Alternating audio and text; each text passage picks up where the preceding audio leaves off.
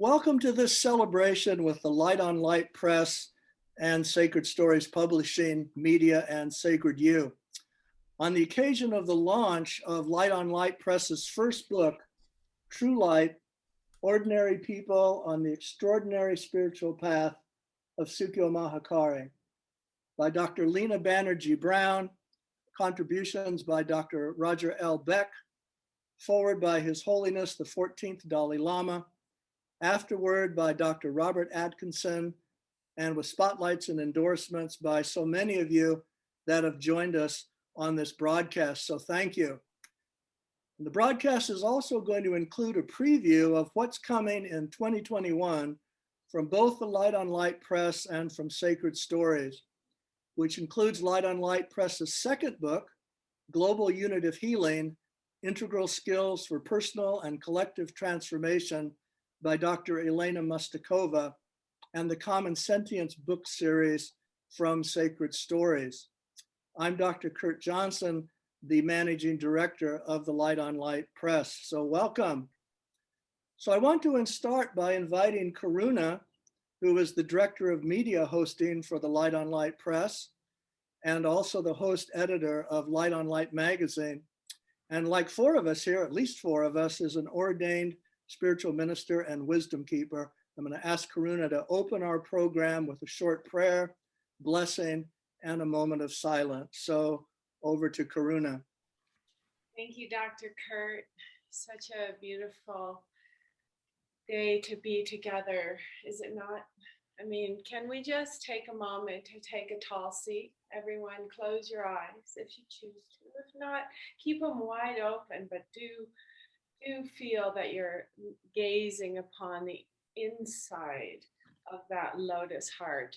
And then I'd like you to take a mudra, actually, because the Kuan Yin inside of me is talking to the mercy and the compassion of this true light, this opening, this awakening on this most sacred day that marks in history a day of liberation, that we open this ceremony.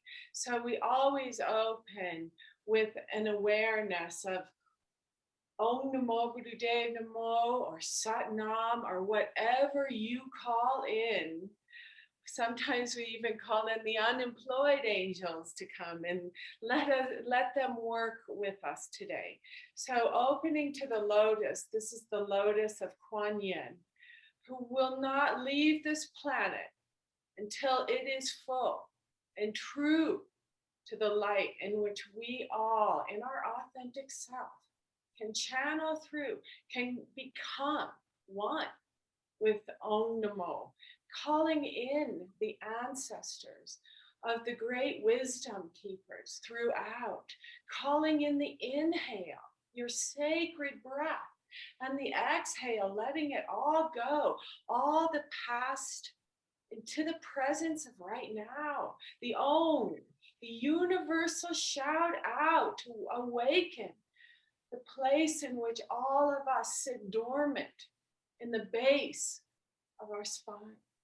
May we awaken to this awareness of true light, this light that I've been working with Ken for the last decade has made myself serve with purpose. Light on Light Press, Light on Kundalini, Sacred Stories. And now we have true light coming. So I'd like to take a moment to just ask for your bodhisattva to come through in this moment of silence.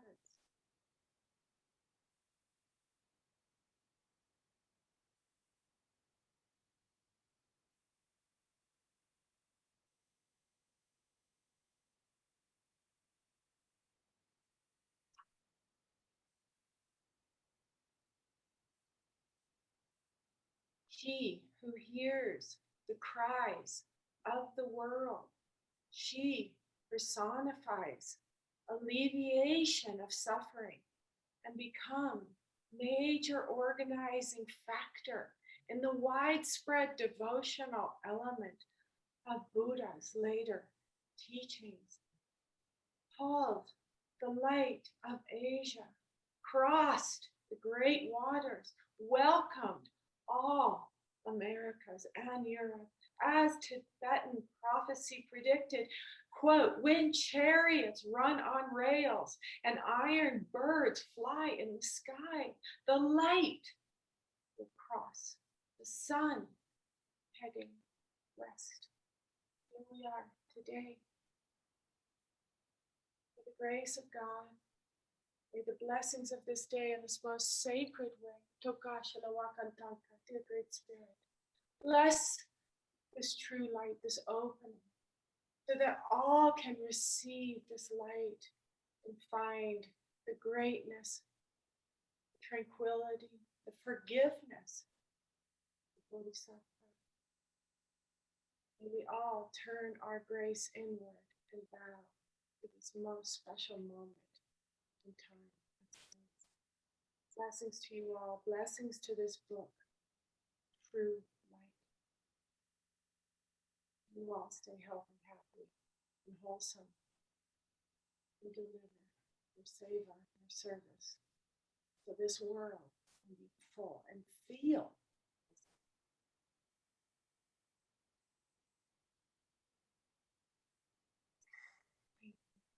So Karuna, thank you so much. So John, if we can go to gallery view, I want to next let everybody know who's watching the broadcast who is on this program. So if we can shoot over to gallery view, and when I introduce people, if they can raise their hand, just in case the screen is too small for people to read who they are. So first of all, from Sacred Stories, we have Ariel Patricia, who is the CEO of Sacred Stories. If she's not appearing, I don't know why we're not on gallery view. Maybe I can go there just a second. We are. We're there. Yeah, we are. Good. Okay, great. That's me.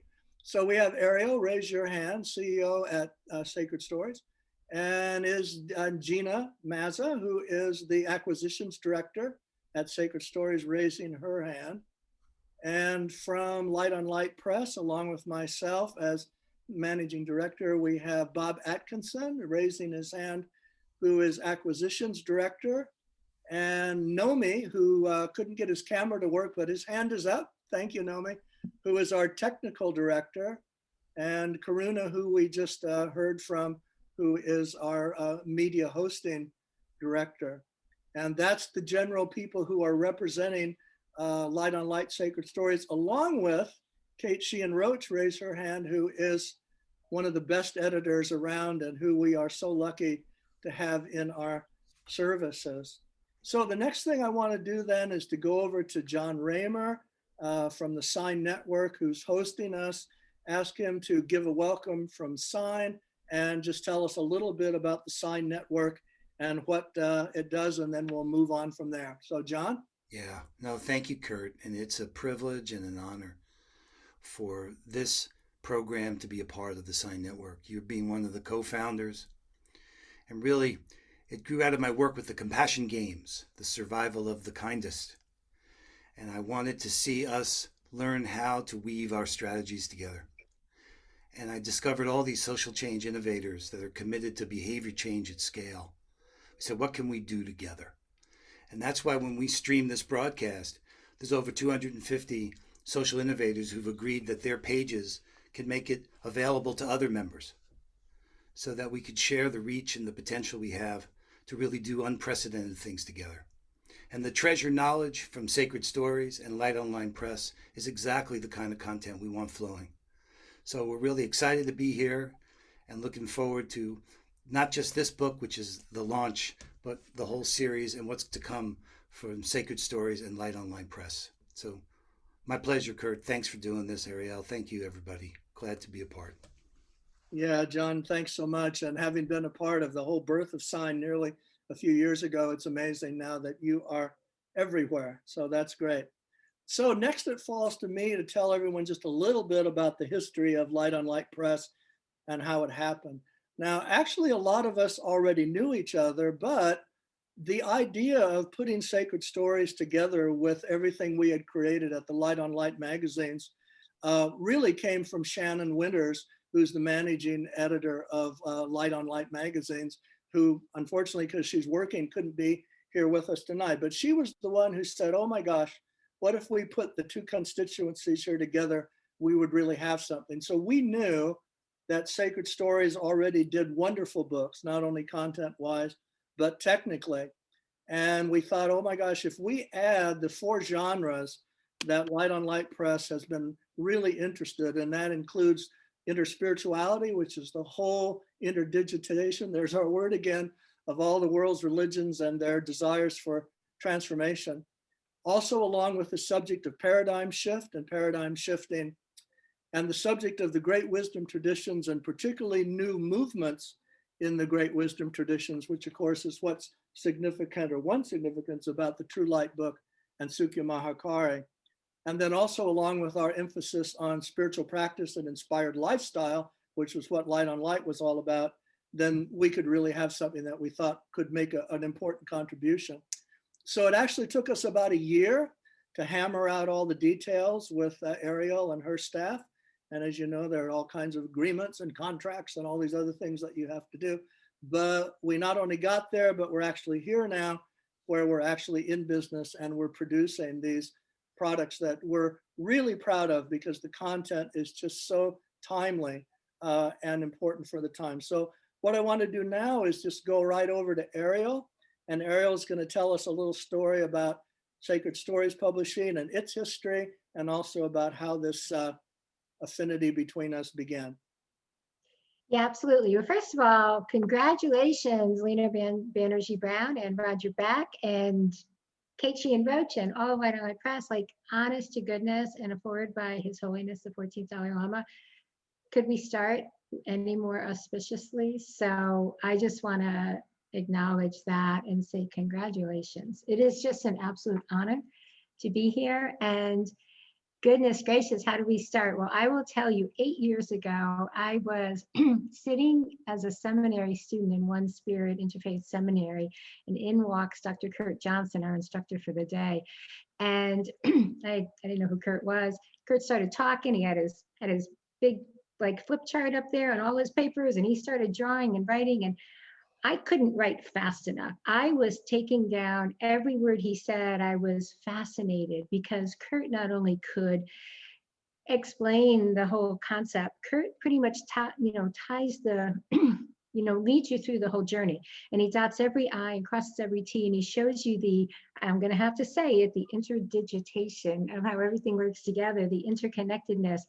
I was blown away by, honestly, Kurt, and I've told you before, not only his brilliance, but his ability to kind of see the whole picture and pull everything together.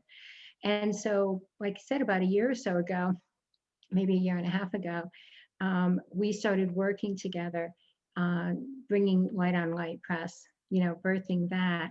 And I have to say, from that moment that I've been working more closely with Kurt, not only have I seen his brilliance, I've seen his generosity of spirit. You can't talk to Kurt without Kurt thinking of who he can pull in, or how we could connect someone, or how we could make something happen. And I've also seen, and Kurt, I hope I'm not getting too personal here, but I've also seen Kurt choke up and come to tears reading a beautiful poem that touched his heart. Like, I see the whole person that Kurt Johnson is. And he is Light on Light Press. He is the emblematic of what Light on Light Press is, and of the holism of how we can show up in the world, and how we can help make this world better. And Bob Atkinson, Nomi, Karuna, Shannon, the entire staff is that same way. So for Sacred Stories, it's our first kind of official imprint, and bringing on a whole other group to that we can support. And I couldn't be prouder, more excited, to have Light on Light Press collaborate with us. And so congratulations on the launch of your first book. And again, Leena, Roger, congratulations. It's a phenomenal book. And I hope that the world over reads it.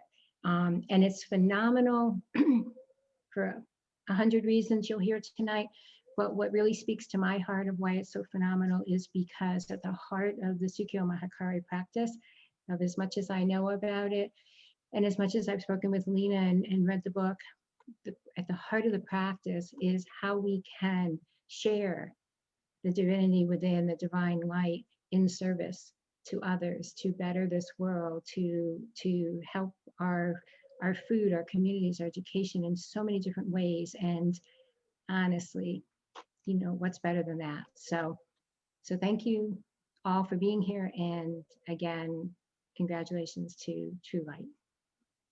Yeah, so Ariel, thank you so much. And actually, I'm going to take everything that you just said about me, I'm going to throw it back in Bob Atkinson's lap, because we were so gifted to have Bob join us just really before we came into being. Bob and I had just finished editing this book with the evolutionary leaders, Our Moment of Choice. And Bob had a Nautilus Award under his belt for his book, The Story of Our Time. Kate Sheehan Roach, who's with us, had been his editor. And Bob, like so many of us, is a real worker bee. So he not only has the vision, he knows how you get there. So that's true of our whole staff. So thanks to everybody. Amazing work that David and Shannon do on the magazines, and Karuna does with our media hosting, and that we all do with Voice America. And as you know, we have a new special airing on Voice America this Friday on this trending novel, Atlas Hugged. Are we going to have a world where Atlas shrugs, who cares, or a world that cares with Atlas hugs? So that's actually also happening this week, along with the publication from Light on Light with the evolutionary leaders that's entitled Universal Principles and Action Steps. And that's actually a collection of every statement, declaration, and initiative that world leaders and organizations have made since the 20th century on this march that we're all talking about for paradigm shift. So, okay, the next thing we're going to do now is turn our attention to True Light and to Sukyo Mahikari. Now, I wrote the introductory words in True Light based on my long-term association with so many colleagues from Sukyo Mahikari at the United Nations. And actually, True Light came to us from our colleagues in the United Nations community. And then we just had this wonderful experience putting it together. So I'm just going to say a few things so that the audience listeners will know a bit more about Sukyo Mahikari. So Sukyo Mahikari originated in Japan in the mid-20th century, and it's inspired millions around the world in now over 100 countries. Now the word Sukyo means universal principles, and Mahikari means true light. It teaches holistic concepts and universal principles born of a vision from its founder, Gautama Okada, that the world is entering a new era that requires an engaged spiritual lifestyle that can fully embody our personal and collective capacities for building the better world that we all want to see. Now, Sukyo Mahikari encourages people to embody loving and compassionate principles in their daily life, practicing virtues such as altruistic love, gratitude, humility, and selfless service, the bodhisattva life that Karuna talked about. It visions that in this time, only by holistic principles and an ecological and egalitarian view of people and planet can humanity both survive and thrive. So accordingly, Sukyo Mahikari is a global leader and innovator across multiple areas of holistic vision and action. From its fundamental respect for nature and the natural environment, it promotes practices and products from ecological and organic agriculture and utilization of sustainable, renewable, and regenerative resources. So in True Light, Dr. Leena Brown and her collaborators show how such practices can actually transform our lives and potentially the world. This remarkable book and the stories that Leena and her collaborators share within are by many who have embarked on this transformative lifestyle and express what all of us are witnessing and hoping for that are living in these challenging times. So with that, to tell us all a bit more about the context, I want to go to Leena and have her take some time telling us about True Light and her perspective about it. So Leena, over to you. Thank you, Kurt. And thank you everyone for being here. I am so humbled and so honored by your presence and this time and the opportunity to share something. First, I want to offer my deep gratitude to His Holiness, the 14th Dalai Lama, for honoring True Light and for honoring the birth of Light on Light Press with his foreword for our book. Thank you so much. I know that throughout his life, he has taken the precious teachings of the Tibetan tradition and shared them with the world, inspiring so many people and influencing science and education toward heart-centeredness. And so I'm especially grateful that he is affirming with us true spiritual practice in daily life at a time when we need to come together to help take care of each other as a human family and take care of the earth.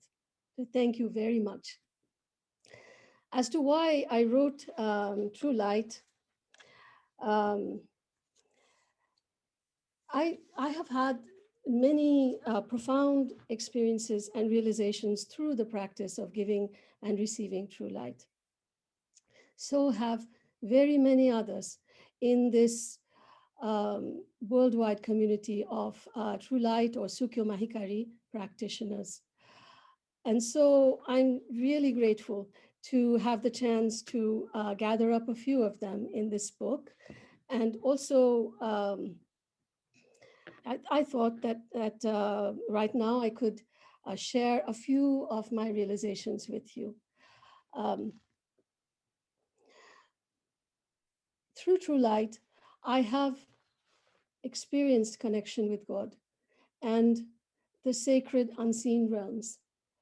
I was wonderstruck the first time that I received True Light, and I'm wonderstruck each and every time I give True Light to someone or receive myself, that it is possible for someone like me, living an ordinary human life, to make connection directly with that first relationship between my divine soul and the Creator, as well as to be able to directly connect with my divine soul.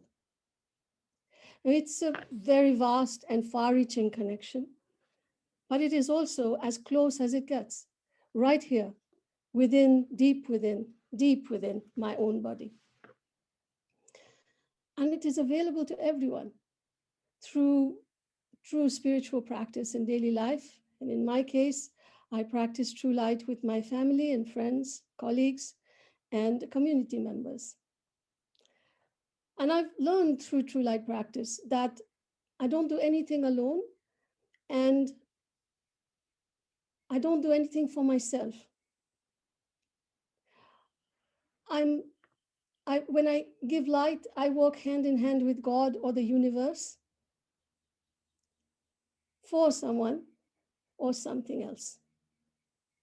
And this act helps me to develop my spirit of service and my altruism, my care and pro-social concern for humanity and the earth, and also contribute a little spiritually towards it. Now, I've had many experiences of elevation of mind, which a few of which I've shared in the book. As the poet William Blake shared, if the doors of perception could be cleansed, we would see everything as it actually is, infinite. To develop the capacity to see the infinite, to grasp divine truth, is to develop the capacity to see through our spiritual eye, or paramita, as spiritual development is human development. We are spirit, mind, and body. Spirit is first, mind next, body follows. And as we awaken to such truths, transformations in every field of human endeavor is inevitable through making direct connection with divine wisdom and the divine or universal laws that emanate from it.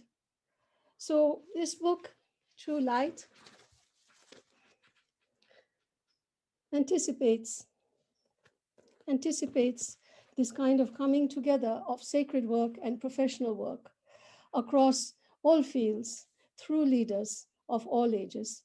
And it's particularly significant, relevant through the disciplines of the mind, such as psychology and other related disciplines, to open up the paradigm of human consciousness to include the true self, the soul. And as we purify and elevate, we will see psychological meaning and also divine meaning, and elevate from a mind-based, material-centered consciousness toward a spirit-centered consciousness of selflessness and interdependence. I would like to share with you a short passage of one of my experiences of elevation of mind through giving and receiving true light and practicing the universal principles. So I'll read to you. Another unforgettable experience that occurred early in my spiritual practice also left me forever changed. In my professional capacity as a professor of clinical psychology, I was leading a group of psychotherapists in reflective dialogue to develop self-awareness. Following the spiritual guidance I received, these reflective meetings began taking place in more personal settings, beginning with my home and later rotating through other group members' homes. The work was just as professional and organized as before, but people were more open, warm, and relational in the home setting. At one such meeting, it so happened that I was sitting with my back to a picture window as I spoke to the group. It was late May, and there was a tulip tree in bloom outside. The group was sitting facing me with a lovely view of the tree through the window. As I shared psychological reflections, I decided to go deeper to share spiritual reflections as well. It took some courage on my part, but I decided to go deeper and share from my personal spiritual experience. I could feel the group was very moved to hear what I had to say. There was a warmth in the room and a long silence following my talk.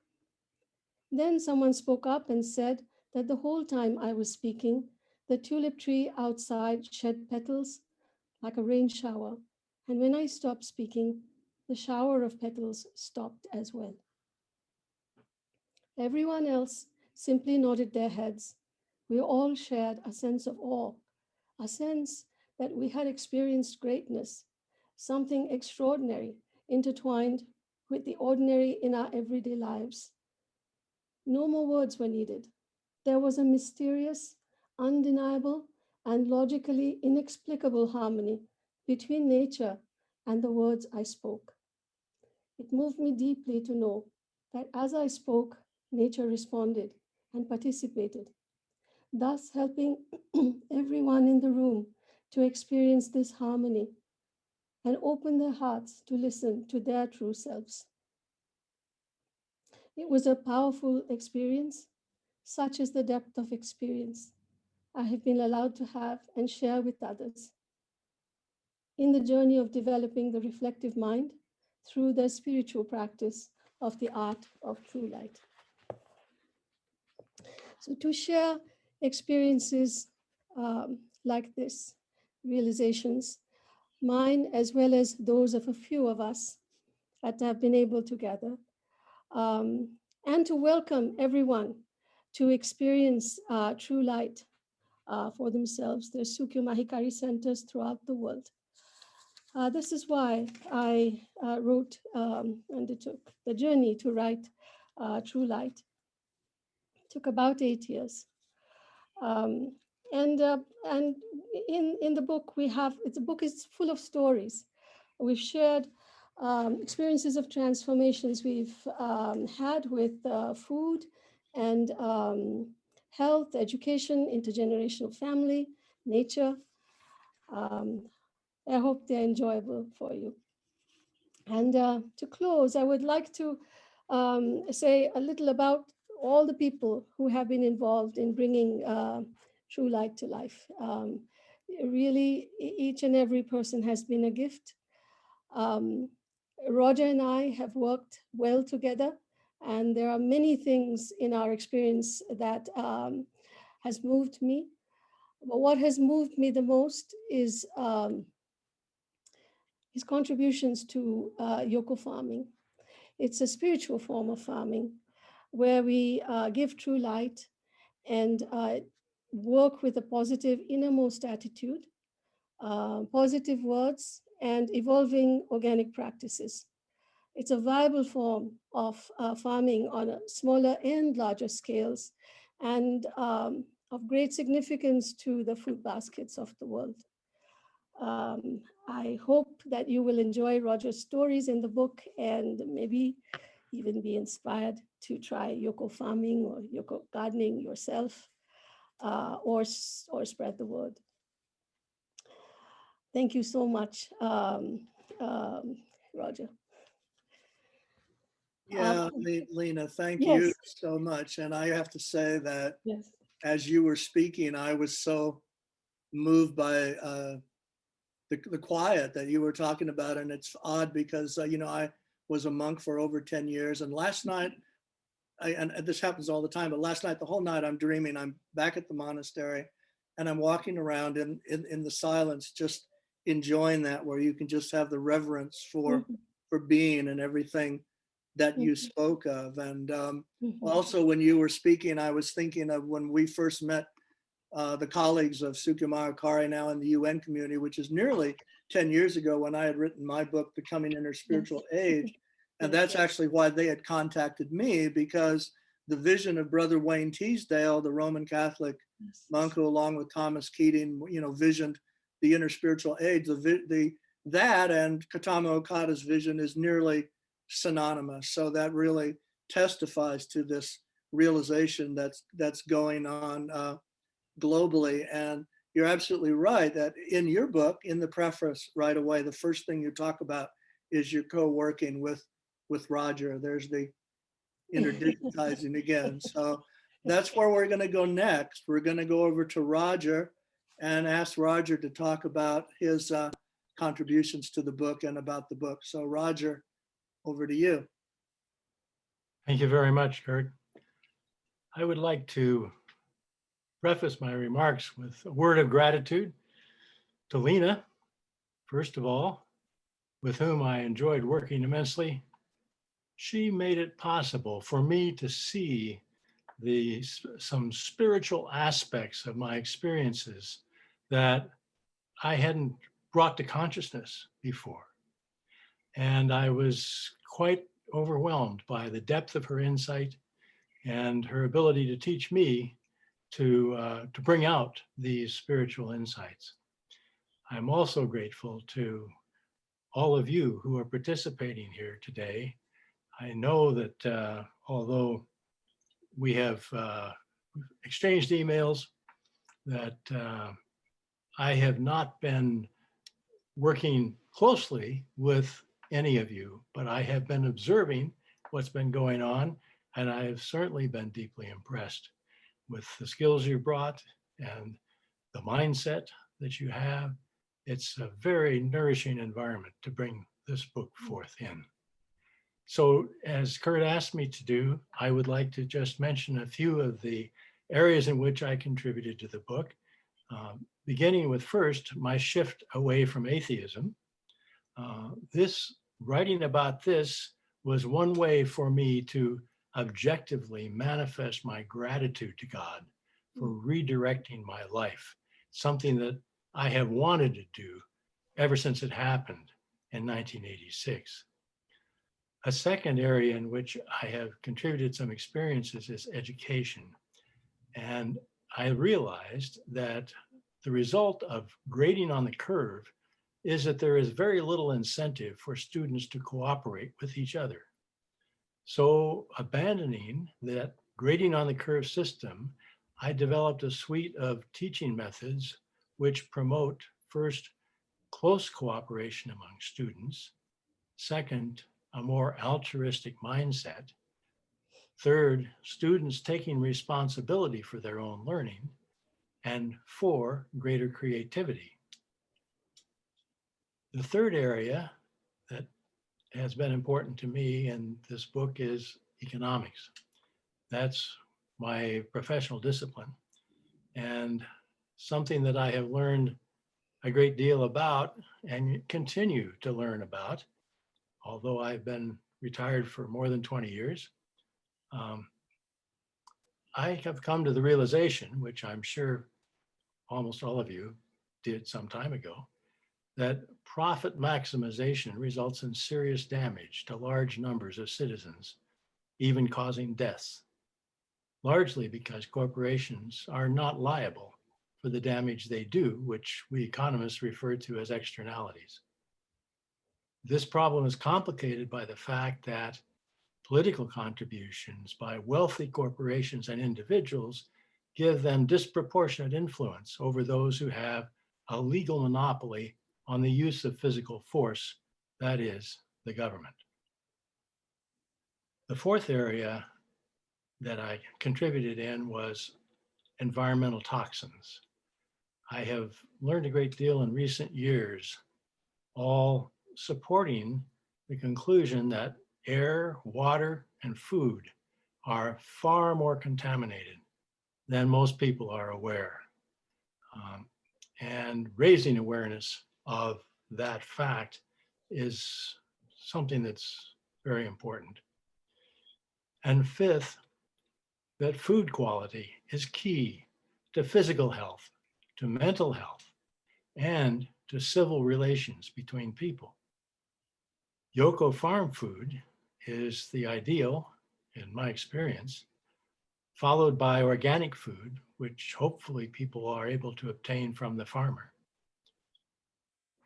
Food has spiritual vibrations, which can be raised or lowered by the way in which the food is treated. So these are the 5 areas, and I'll just conclude with a couple of words about the importance of the book. So the book thoroughly explores one way to integrate spirituality into daily life, step by step, yielding steady year after year spiritual growth. My personal view is that we need to see a huge increase in the number of people who develop themselves spiritually by becoming Sukyo Mahikari practitioners or by taking up a different spiritual practice of their choice. So now that the book is out, I am taking individual action toward reaching some people who are presently spiritually inactive. I made a list of friends and acquaintances who, A, are unlikely to buy True Light themselves, but B, are likely to read it if I give them a copy. Soon, I will place a copy of True Light in their hands. Thank you very much. Oh, Roger, yeah, thank you. And it's interesting that what you said just brings to the fore again the comment we've made that if we didn't know it, actually True Light falls into every category of the genres that Light and Press is emphasizing, and the one you just talked about is paradigm shift. So thank you, so much. So the next person we're going to do is go to is Dr. Robert Atkinson, who wrote the afterword to True Light. And again, so fitting that Bob was positioned to do that, because Bob is the author of the Nautilus Award winning book, The Story of Our Time. And even though he looks like Gina, he actually will become himself in just a moment. There he is. Now, what's interesting is I actually first met Bob, oh my gosh, I got to do the math. It would be 30 years before I met him, because when I was a monk, my monastery was on the Hudson River, and I would go stand on the banks to watch that beautiful water passing by. And Pete Seeger's schooner, the Clearwater, would go sailing by, and they would wave and I would wave. And I only found out when I got to know Bob in these later years, that Bob was one of the crewmen on the Clearwater. So I was waving to him with the white habit on, and he was waving to me with his white sailing gear on. And we actually connected clear back at that time. So here we are again. And Bob, tell us about the afterword then, and anything else you want to share about True Light.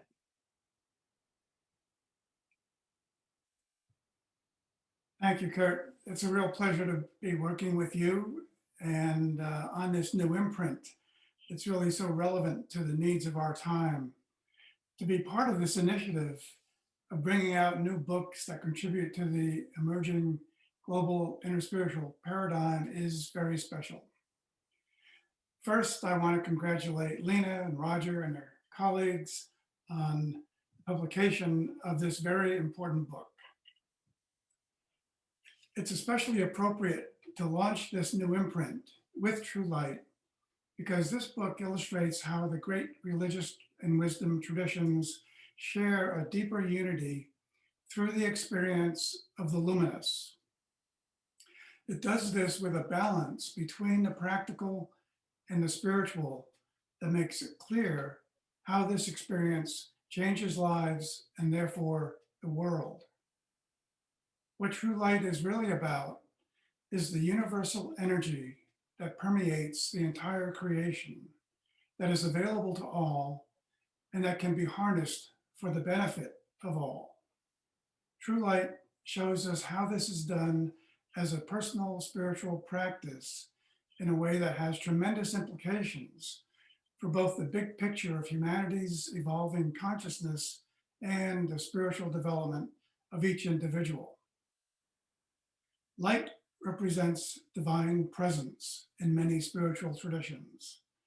Light is what gives us the ability to see our own true essence and discover our deepest identity as reflections of the one all-encompassing light itself. This divine light envelops all things as the vibration of the Creator's unconditional love for all of creation. But the things of this world can cause us to forget this is who we are. The practice of the art of true life not only reminds us of this, but can also transform the way we relate to the world. The remarkable stories shared in this book express experiences of profound connection with the infinite, something we all have in common as one humanity. It's always the similarities and the universals of life that transcend artificial barriers, connect those of different traditions, and create lasting bonds. This holistic perspective of human progress points to the wholeness and unity of all things, giving us hope for the future. The spiritual journey is the human journey. A commitment to the practice, to spiritual practice, such as the art of true light, offers us a path to a direct experience of inner spirituality, the holistic perspective that resides at the mystic heart of the world's sacred traditions. This awareness of the interconnectedness of all things expressed in this book and by so many across so many centuries is a beautiful reminder of who we are and what we were made for.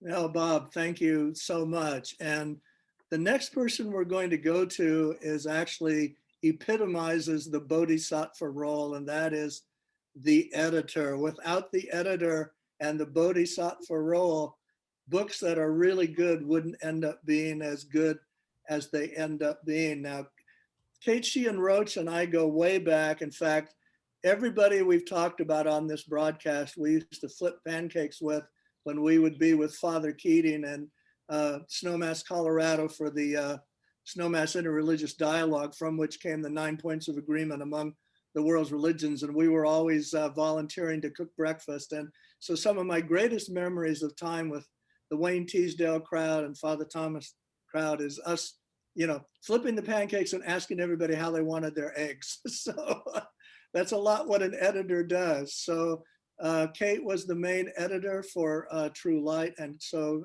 Kate, over to you. Oh, thank you so much, Kurt. What an honor, what a deep honor it is to, and a joy to come together to celebrate this book and to see so many gathered together. It reminds me of a wedding where you look around the room and see different elements of your life coming together to celebrate.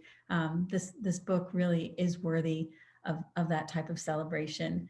Leena Banerjee Brown is an extraordinary writer, an extraordinary teacher, and a person who embodies the messages of this book. I am so lucky to have been the one to come alongside her over these months where what began as a connection, a pure connection around our shared understanding of spiritual practice, became a deep friendship, really, where I can look to Leena as a mentor, as a friend, and really as a sister at this point. We've really connected around this book. That's what happens when you write from the heart about things that you know. You still need an editor, and Bob and I have that relationship too. Bob Atkinson and I met at the Parliament of the World's Religions, the one that was in Utah, so that was several years ago.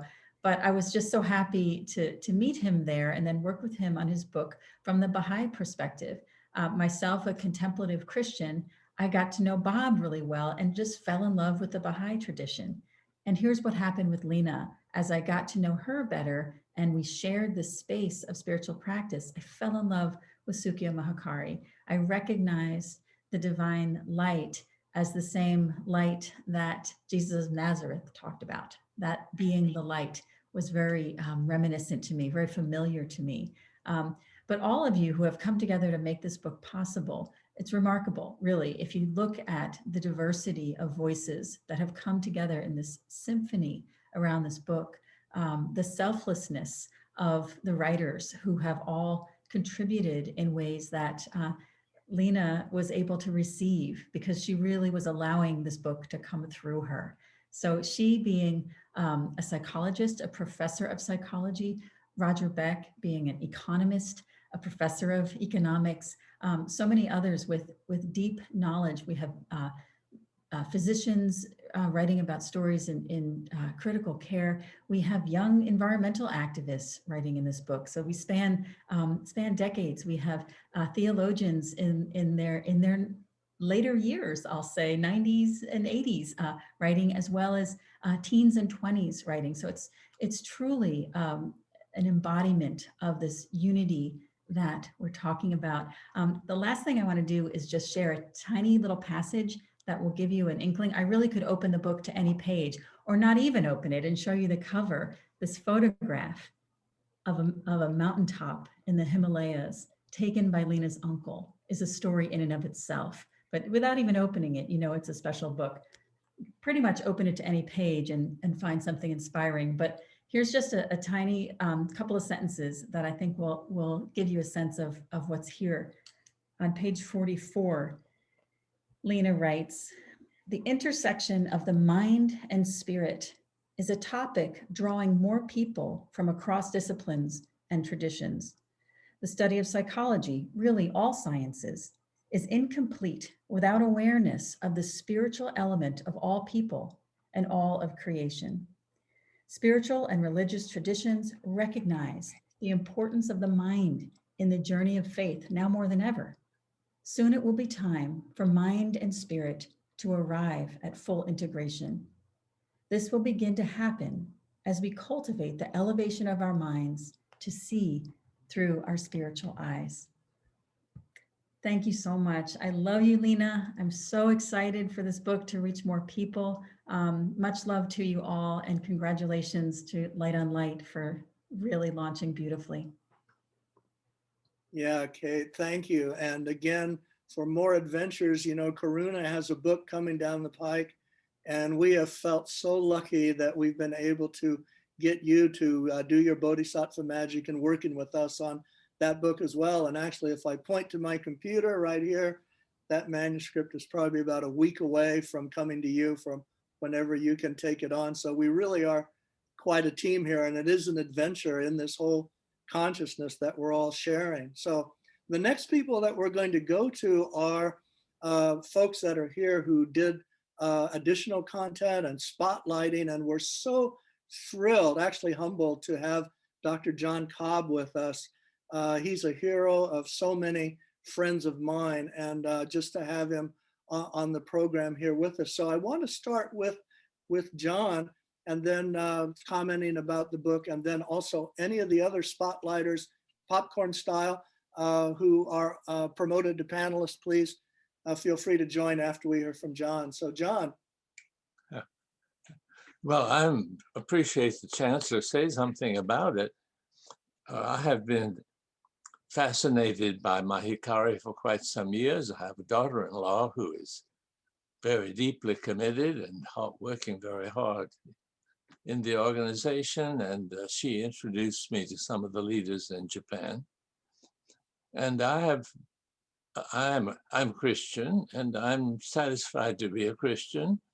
But like many Christians, I sometimes talk about the need for a new Christianity.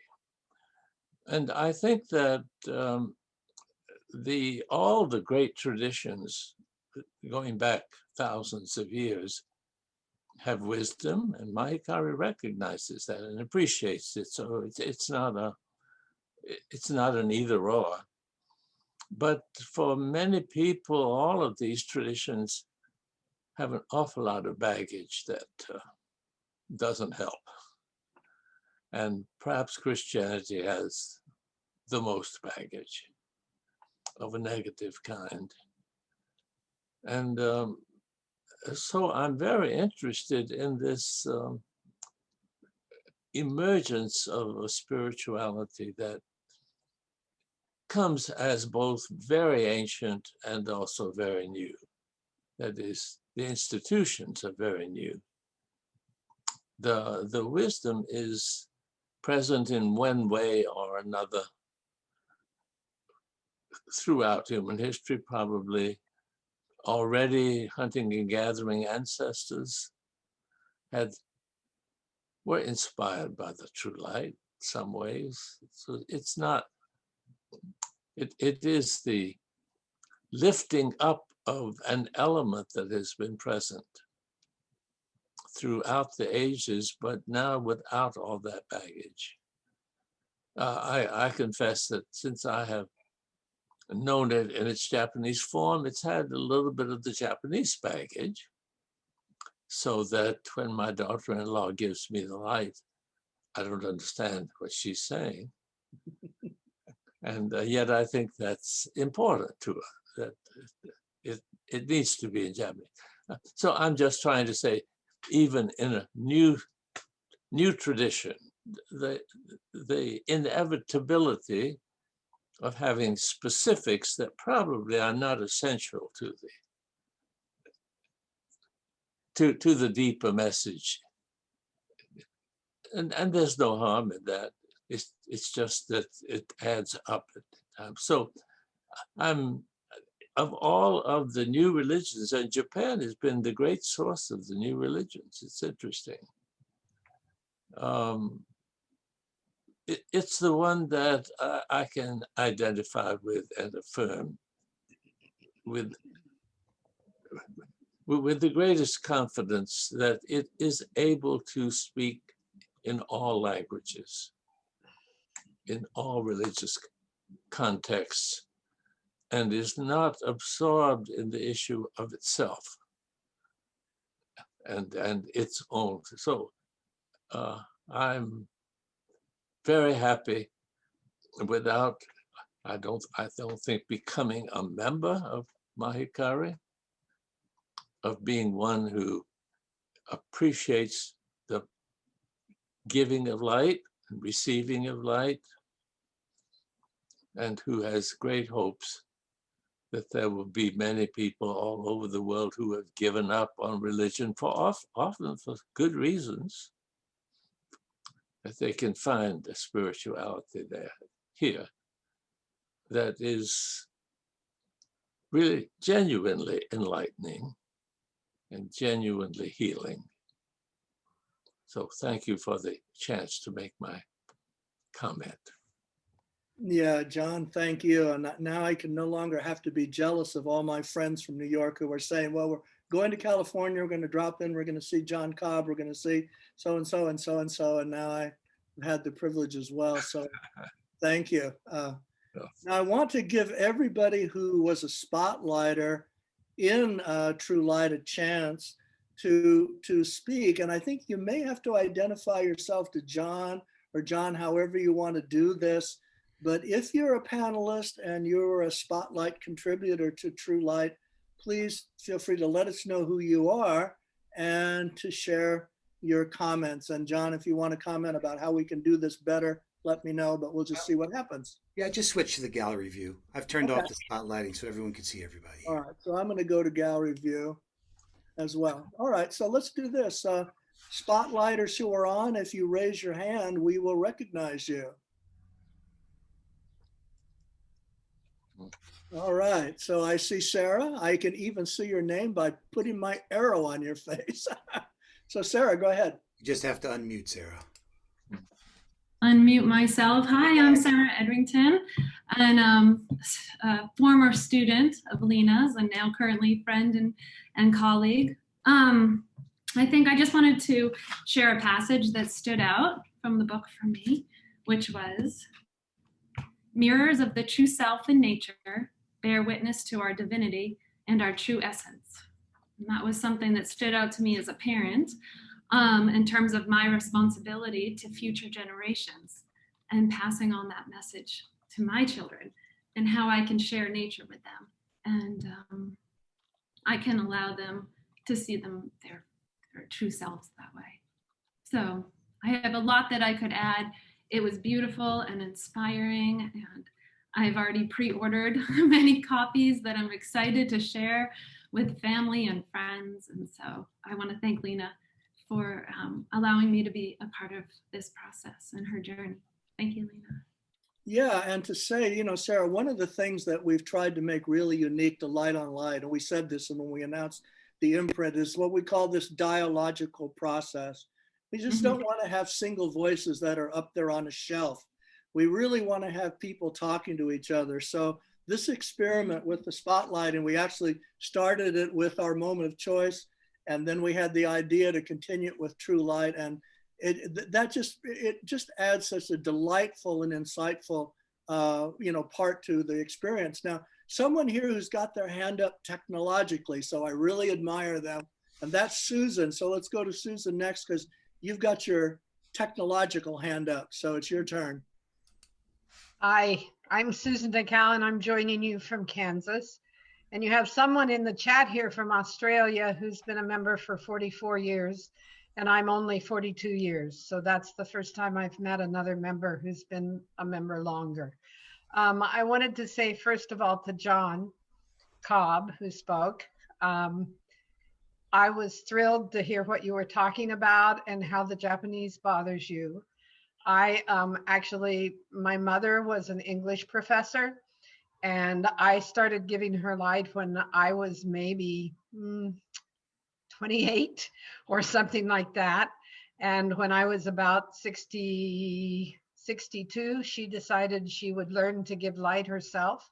And she made me promise that she would never have to say that prayer in Japanese.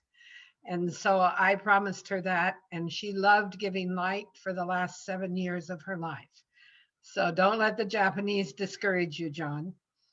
I'm looking forward to I got a pre-copy of the book and did not have time to read it all, but I'm looking forward to reading it.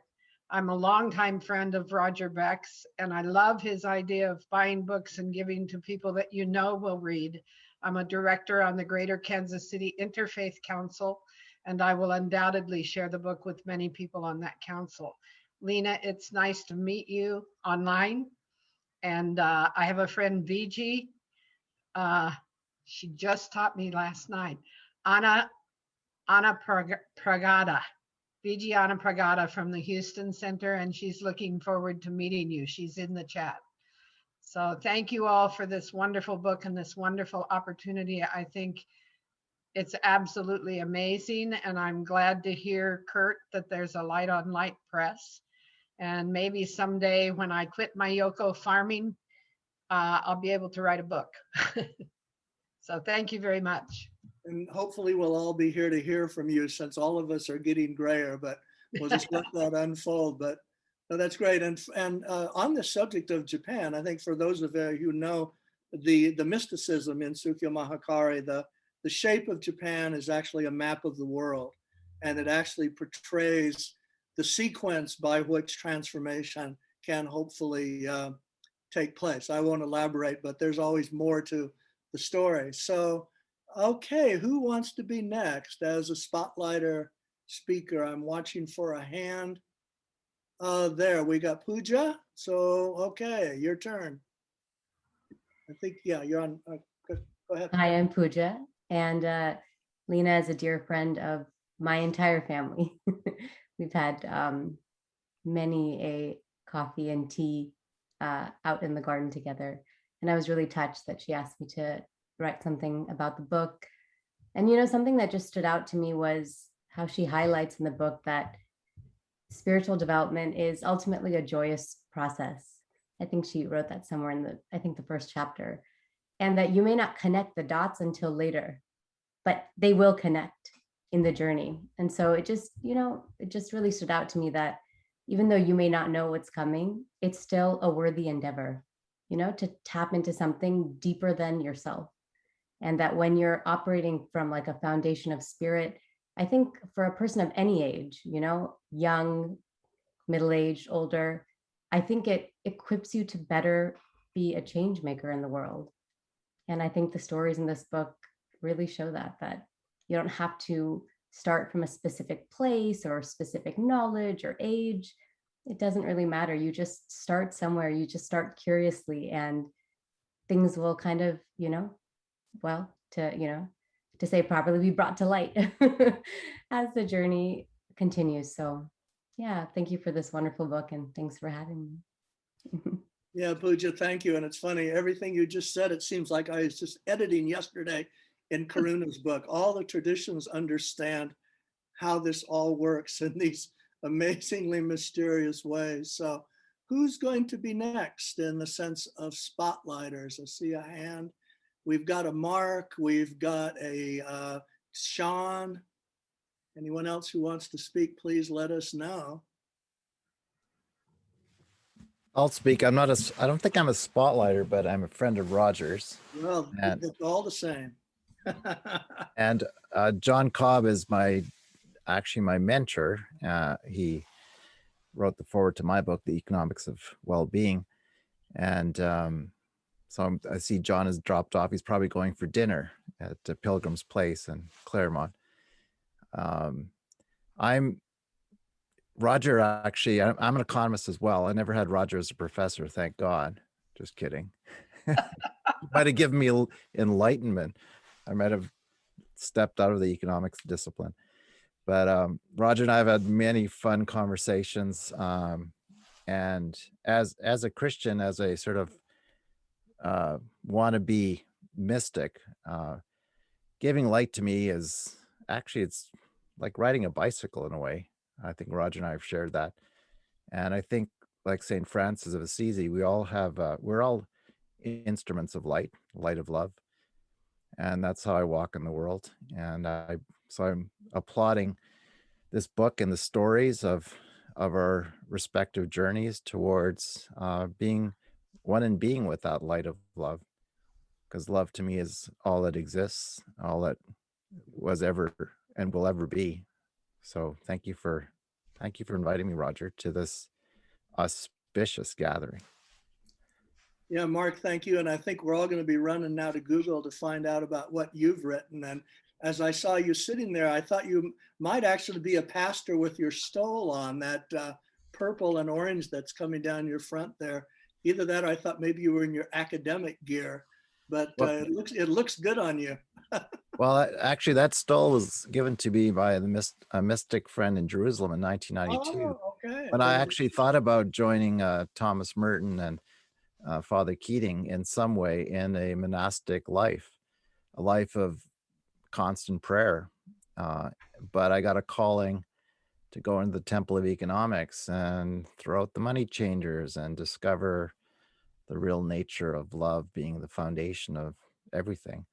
So yeah, that stole is an important part of my life. And that's where I learned the power of prayer and love. Yeah, so we were not wrong that that was a stole. And then we have to land on you to connect with David Corton and others from the economist world that are also coming from the heart. So I look forward to that. So who else? We've got a Sean here who hasn't spoken. Sean, Hi, there how you are you? Leena has been a spiritual guide and mentor of mine for years. And I can't think of a better time for this book to present itself. You know, I think that the world is looking for answers in a bunch of different ways. And I think people are finally realizing that they need to be intentional about the food they consume or the way they practice or the kindness and altruistic things they do for others. So I want to applaud all of you for all your great work and contributions to this book, because I couldn't think of a better time for this to be here. So thank you all. Yeah, thank you, Sean. And so I think we may now have gone through everybody, or at least we can see on the screen. So what I want to do is give just a bit of time for Roger and Leena, if they would like to just respond to anybody, please take a moment to just respond to anybody who you might like to, who just spoke and shared with you.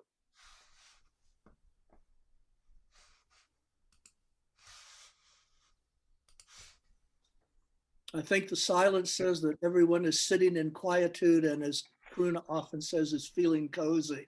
So that's good. So, okay. So if you saw I think Roger's going to say something. Oh, good. Roger. Great. Thank you. Good catch, Mark. Thanks.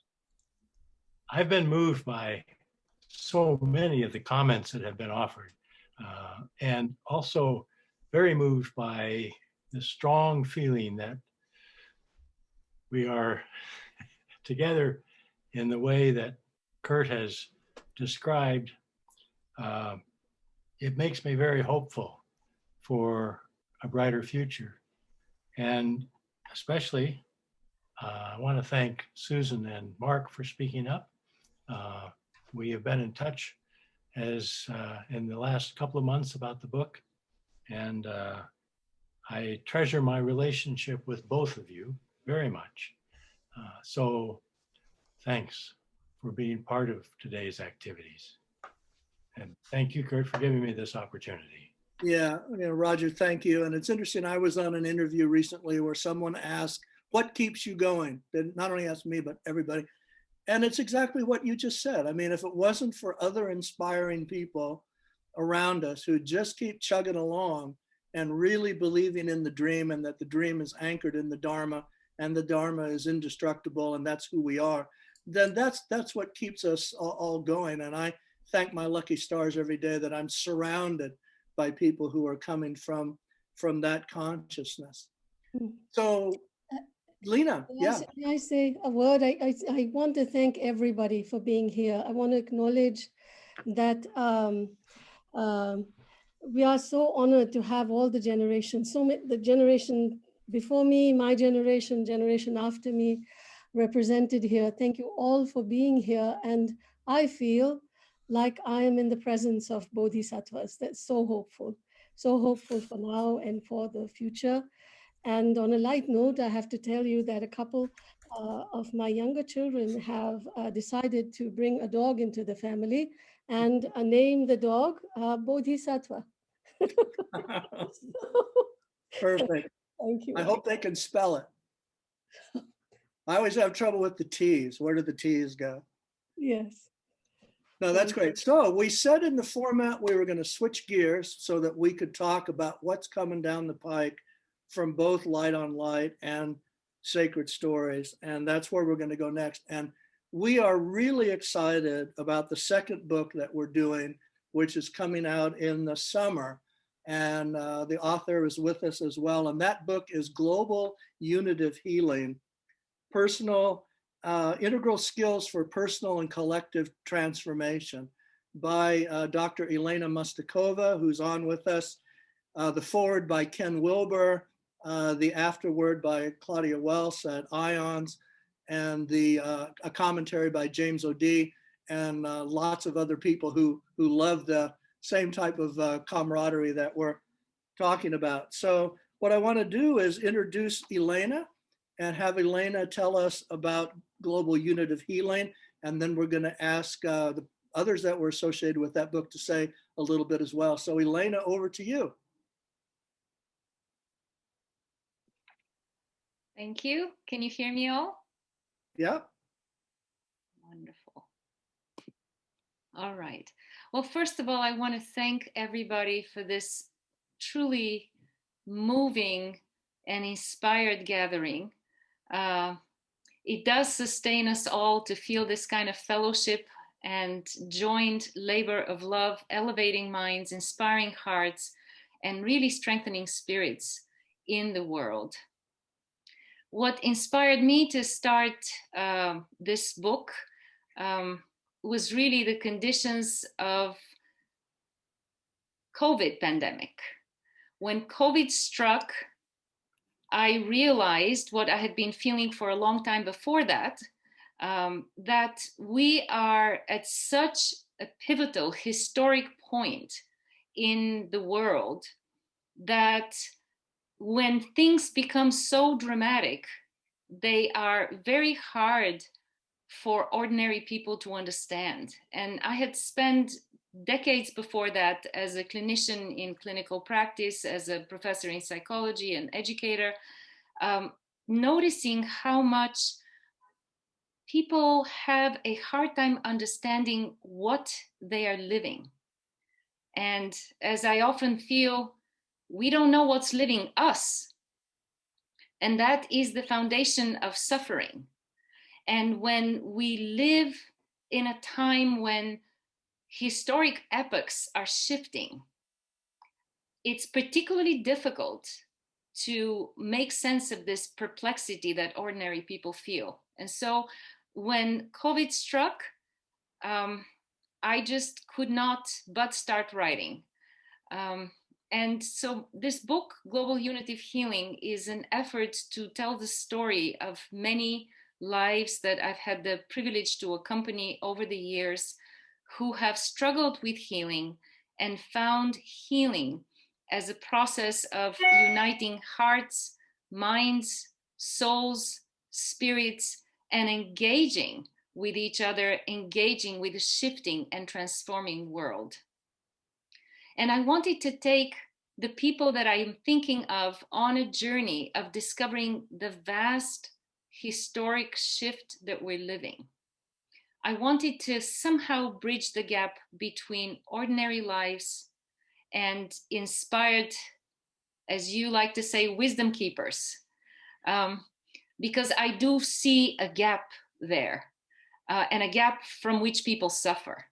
And so this book was conceived as a way to close that gap, to take us on a journey from stories of suffering and searching into discovery of a language that elevates and heals, that a universal spiritual language that can speak to every heart and every soul.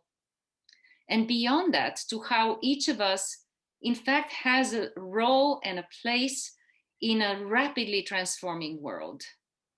And I know that many of the people I work with ask themselves the same questions that I have been also asking myself.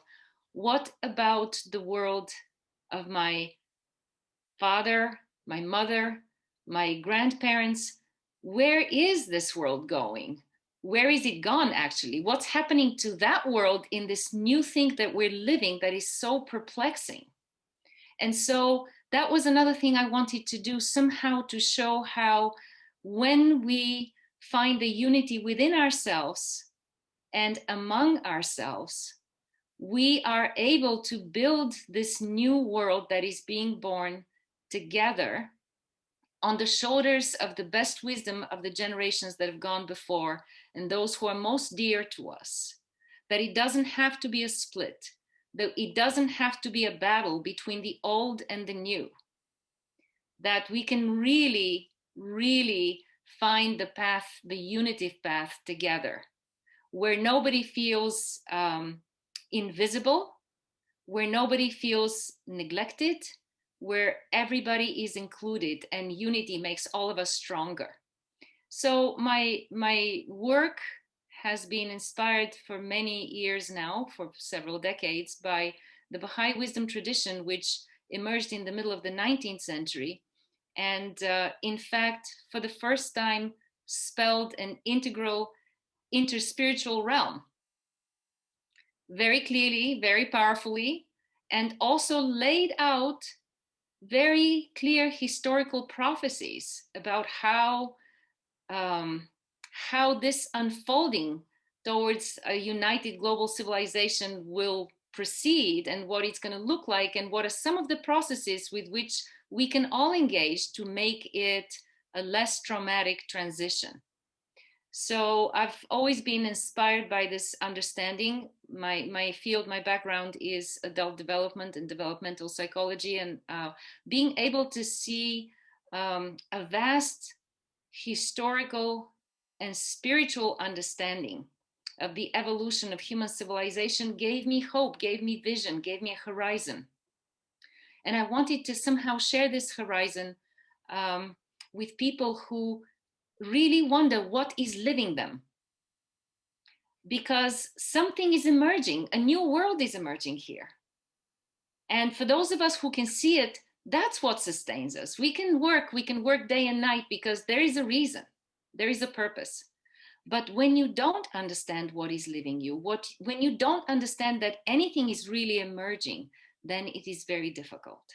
So I wanted to bridge and bring together different groups of people, those who do understand and those who feel very perplexed, on a common journey through language, a universal spiritual language that points us all towards a sustainable global civilization.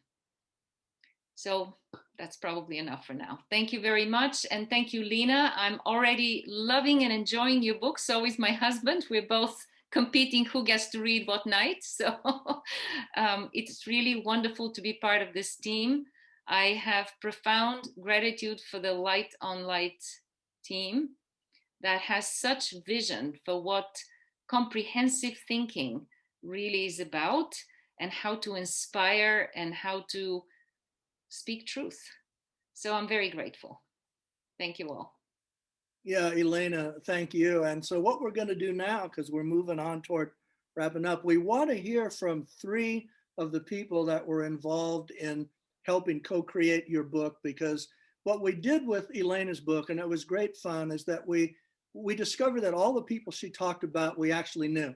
So we wanted to pull in Ken Wilber because the whole integral vision was there. We wanted to pull in ions because heart math and ions and the overview effect were all there. Peacemaking was there, so we wanted to pull in James O'D. And that was really great fun. So the 3 people we're about to talk to were a part of that process. And the first one is, again, Robert Atkinson. And Robert Atkinson actually brought us the book. And so, Robert, tell us about that adventure of you're bringing us the book, and then what we did as we developed it.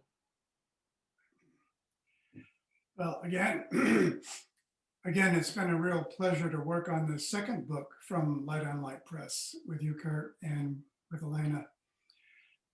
We're especially looking forward to the launch of Global Unit of Healing in a few months, because this too fits well the mission of Light on Light Press, and not only embracing the sacred ground upon which all religious and wisdom traditions intersect, but also illustrating how they are all part of one continuous evolutionary process that is unfolding and expanding in our time too.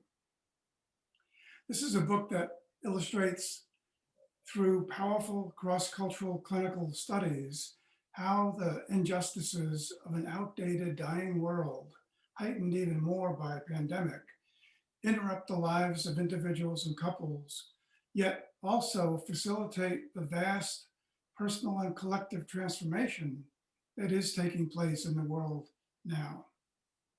This individual and collective emergence is brought into focus through the lens of a mid-19th century paradigm shifting leap of consciousness, integrating Eastern and Western wisdom traditions into a vision of wholeness for today's interdependent humanity.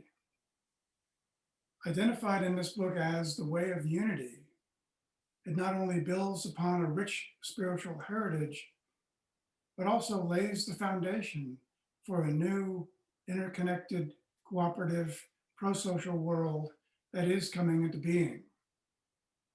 Global Unitive Healing shows how a new universal language of the heart is transforming the lives and relationships of individuals, communities, nations, and the world.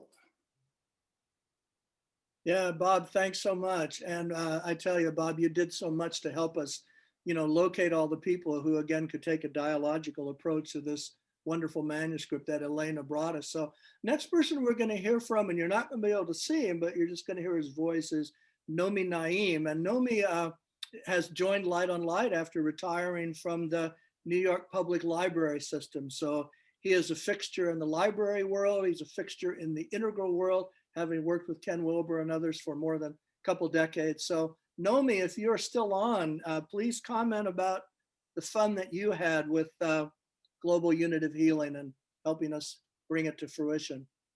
Yes, thank you, Kurt. It was a resonance at first sight when I came across Leena's book. She not only mentions my thesis advisor, Professor David Forbes, who was also Kurt's neighbor, but many of the great minds that I came across in my life, Eric Fromm, Ken Wilber, and others.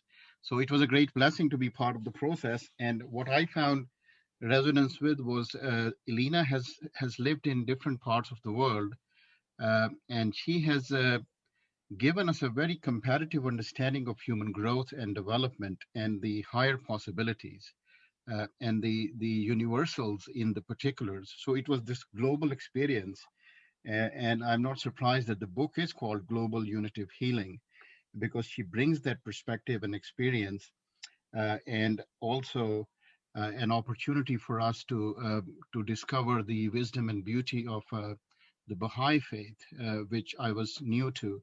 So it was a great blessing, and I am very, very privileged and honored to be part of this process. So thank you, Elena.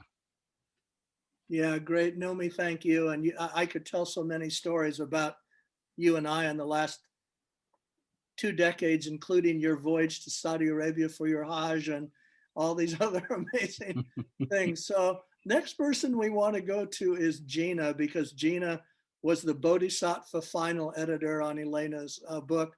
And so Gina, we'd love to hear from you about your take on the book as well. Gina Mazza. There she is. Yeah, it was truly an honor and so much fun to work with Elena on this book. Just really appreciated how she had just a command and a clear vision of what she wanted to articulate, and was just, just so, it just really inspired me, her brilliance and also her heart, those two things combined. And it was just a joy to work on it and agree that the time is exactly right for this book, as well as Leena's. Leena's, I'd like to congratulate you too on the launch of your book. So to both of you, congratulations. I know that the publishing of a book is a sacred event, and I honor you both and appreciate you both. Yeah, Gina, thank you so much. And I think some of you who know Willis Harman's famous book, Global Mind Change, which came from IONS, we're really hoping that Elena's book, Global Unitive Healing, can follow in the wake of Global Mind Change. All right, so the last thing that we're going to do, and this is going to be fun because it's going to involve a video, is that we're going to ask both Gina and Ariel to talk to us about some special things that Sacred Stories is doing in 2021. And it's exciting, this series that they call Common Sentience. So I want to hand it over now to Gina and or Ariel, whatever their plan is. I know they have a short video they're going to show us, and that's where we're going to go next.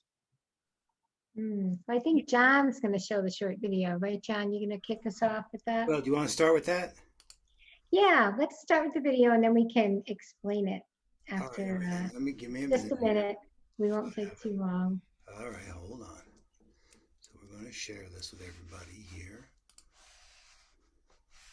So I'll just say while John's queuing it up that Common Sentience is a work of really of my heart for years, and I'm just thrilled that Gina saw the vision or sees the vision of it as well.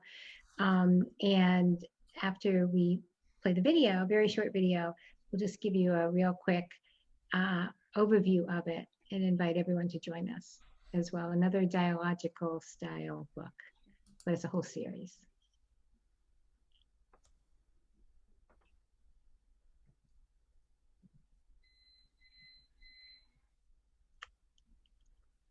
Next video, I'll have music.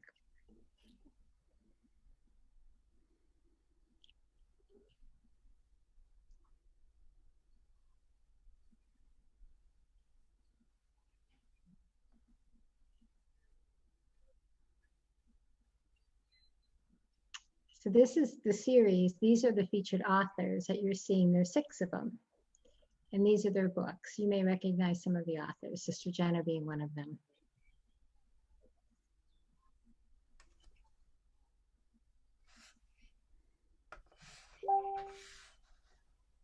Aren't they beautiful?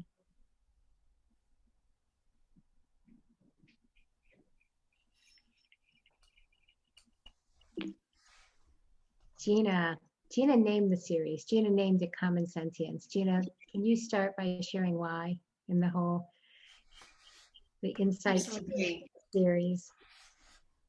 So the book series is really about the same premise that we're talking about tonight with our other illustrious books here, that it's all about us experiencing ourselves as the spiritual beings that we are, and our connection to the divine, the multivarious ways that we're able to connect in with the infinite, as Bob said. I think it was Bob that said that. And so, this series is not just talking about the mystical direct experiences that we're having to demystify them, but we struggle to find a word. Normalize isn't the right word, but we understand that we're evolving into this higher space of consciousness where we have these greater capacities that we could tap into, and to have a conversation about them, and to invite people to tell their stories about their direct mystical experiences that they're having. So Common Sentience is really creating a sacred container for people to tell their stories. And so I'll just let Ariel talk about one of the many unique pieces of this book series, in the fact that we have these featured authors who are helping to lead the conversation on these topics. Yeah, absolutely. So for Sacred Stories, it's about the power of story, right? It's the community, it's the sharing, it's how we connect, it's how we learn, it's how we inform. It informs our choices. And so for me and Gina, and I believe all of us here, there is a place for teaching, there's a place for legislation, there's a place for fundamental change, but another opportunity we have is to speak from our hearts, to elicit a heart response in others, and we do that through stories, right? So when people can experience and share the experiences, I believe they start to care. And when they start to care, they can show compassion. They can understand empathy. They can look at the world maybe a little bit differently and walk in this world, a little differently because they choose to do so, from their innate essence. And so, but to do this, we want to take the guru off the mountain, but we still believe in the wisdom and the teachings and the depth of mastery that some people have, right? That some of the masters have. And so we want to frame each book, each topic, and we are with a wisdom teacher, a featured author, that will open the conversation on what the topic is, whether it's angels or the ancestral connections or nature and animals, that's how my journey started. Frame the conversation, give us the foundational wisdom, and share their own experiences, and then open the conversation and the invitation to the community, the new Sangha, right, to come together and inform each other and come together in community. So we, the first 6 books are launching in, we just launched the series, A Call for Stories. In October, we'll have our next slate of authors, and we will continue. And Common Sentience, and if y'all just want to put a little extra blessing on it tonight, the intention is that we will begin to change the narrative of the conversations that we're having, that we will have these conversations just as a normal part of our everyday life, that we won't have to necessarily find our spiritual community, although that is incredible, but that we will just show up and be in presence and walk in presence and in honor of who we are and of all the sentient beings that are here with us as well. So that is Common Sentience, and everyone's invited to share their stories, and I hope you do. So thank you for giving us the opportunity to tell you about it. Yeah, thank you, Ariel. And yeah, I think again, this whole idea that Light on Light has had with Sacred Stories, to, like Ariel just said, let's not have just these single voices that are up on a shelf. Let's start really having this dialogical process. All of us are asking, John's asking this question all the time: how does global transformation go to the street and to the mind of everyone so the world can actually change? So this type of talking to each other is so important. So, and that's the last thing we're going to do before we ask Karuna to give us a blessing and a close. And there's enough of us here, not too many, to just go around and everyone say just the last little phrase or a few words that for you sums up this time that about 15 of us have shared together. So you can just kind of go at random, whoever would like to start.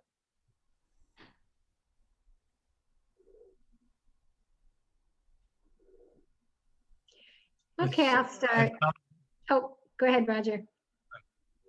I found it a very warm and comfortable experience, and it's lifted my spirits to be here this afternoon. Thank you.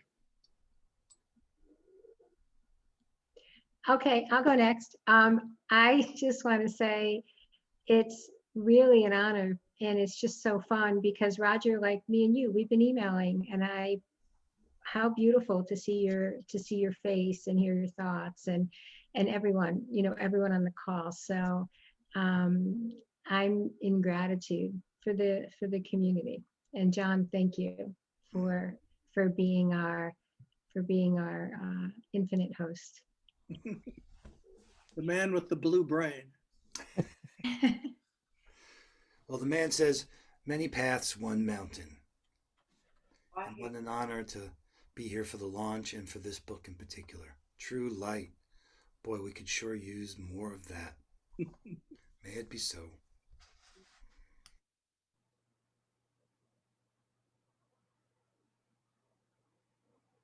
Thank you all for being the light and for allowing the light to come through each of you. I'm so blessed. I've been thinking of that exact passage you shared, Leena, of the tulip tree petals, because here in Philadelphia, everything is a bloom. And yet when the trees bloom, the petals eventually do snow down on us. So I was thinking of that very passage, and here you were to share it. It lifted me up, and I'm just so grateful, so very grateful to be a part of this amazing book, True Light, this imprint, Light on Light, and Sacred Stories. Ariel and Gina, you know how much I love you.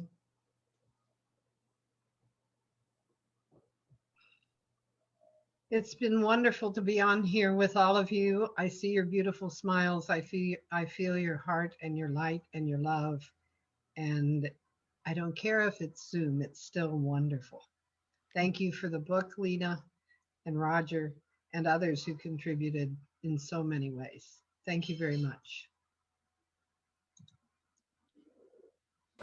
Thank you for inviting me and being a spark of hope in this world that's sometimes full of fear. And thank you for your smiles.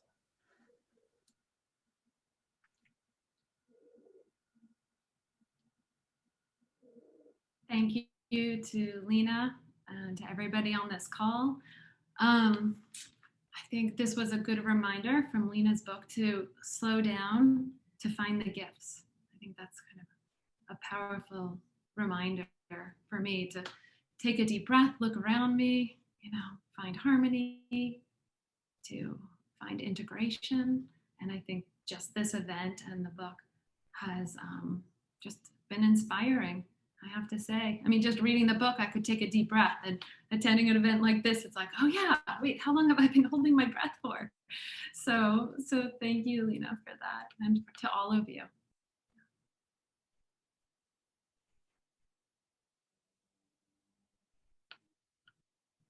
Thank you so much. It's so wonderful, truly wonderful, and so warm to be with everyone.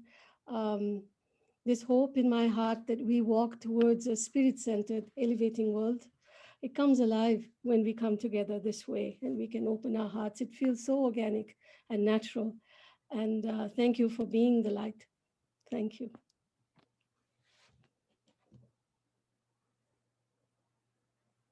I can go next. Sorry, go ahead, Leena. I'd like to also thank everybody. And I think as I'm listening to everybody, there are two lines from a prayer that keep bubbling up in my heart. And if I may, I'd just like to share them because they say better than anything I can say what seems to be the experience of this gathering. Create in me a pure heart, oh my God, and renew a tranquil conscience in me, oh my hope. Thank you. Thank you, Leena. I would like to share a poem from Jalaluddin Rumi. Let the beauty you love be the work you do. There are thousands of ways to kneel and kiss the ground. So thank you for being part of this journey. Thank you. I just wanted to say that even though this is virtual, there's a deep sense that there's a deep spirit of generosity in this group, and just everyone participating and listening. It's just so obvious. It just comes up. And I think it's quite an honor to be in a gathering of such people. So, thank you. And I hope it continues. And to echo John, may it be so.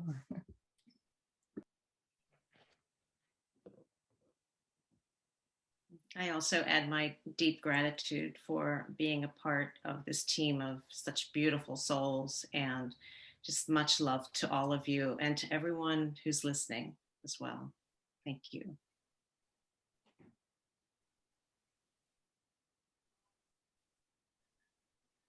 I think, Bob, you may be the Lone Ranger. Yeah, what a beautiful gathering of souls and coming together of hearts. It's so wonderful to be with you all and to have such a warm and loving liftoff for Light on Light Press, and I'm so grateful to be part of it and look forward to seeing you all in some other setting soon. Thank you for your.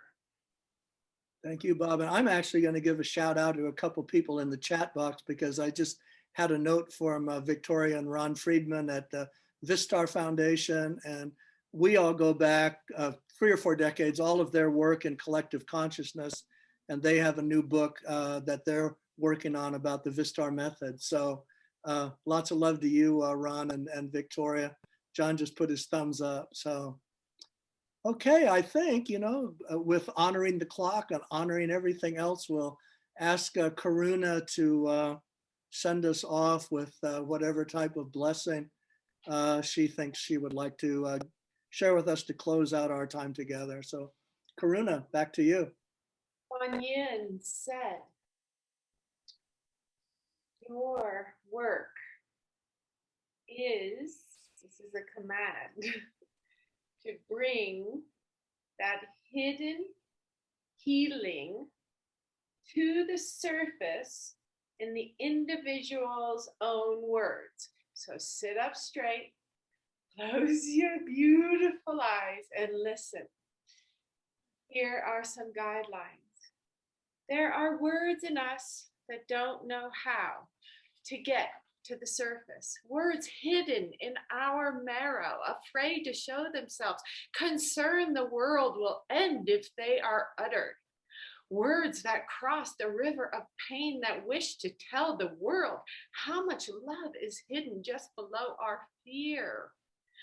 And some of these words sometimes find their way to live among us in trust, to hear them, words that spin our compass, anger, loneliness, redirected by insight and forgiveness, words that like mercy and compassion. Words we never trusted to exit. Words inside the strangest places, under stones, in clouds, in a moment of friends' kindness, in a moment of your generosity. In poems beginning their first line, climbing happily into the heart, singing how close the moon comes when we trust that night. Words even hide in other words. Mercy hides in hesitant pause, questioning how much can be trusted to the tongue, to the pen, invoking their true voice, rise to the surface, invoking their true voice, rise to the surface to sing their original song. And with this community and with these words and this voice of all of your hearts rang so true through this amazing place today. We are here now. We are so present. May the blessings of this day in this most sacred way, may we bow to your energy, vitality, and stamina to keep true to your word. Thank you. All of you, every single one. I know on the tip of your tongue when it hits that upper palate, it has to make you smile. It just is.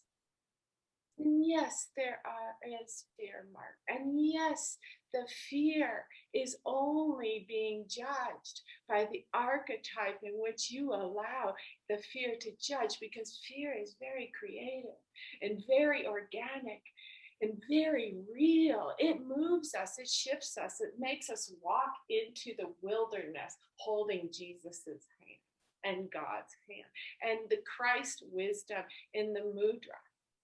The Christ consciousness comes flowing through us like a frequency. If we could only take a deep inhale together right now and squeeze that Muladhara chakra to that heart chakra, to that third eye point, and exhale that aha moment that our universe has finally historically come to this Aquarian awakening, that we are no longer Kali Yuga Piscean. We are, yes, we are challenged right about there, right? Right about there when you almost get to the tip of the temple, right? And you go, shoot. Dang ego. Well, let's make the ego follow the spirit this time around.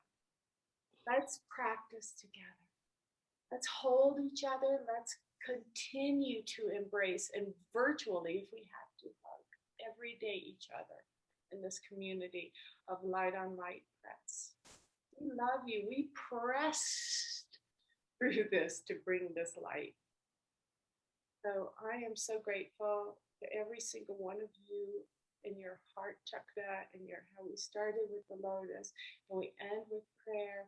May the long time sun shine upon you, all love surround you, and the pure light within you guide your way.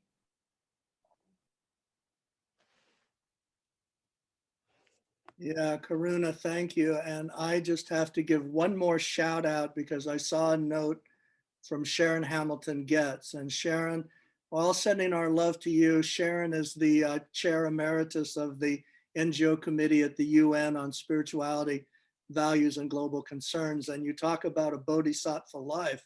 So Sharon, we're all bowing to you now, and thanks for all that you've given the world. And you're also a big fan of Sukyo Mahikari. So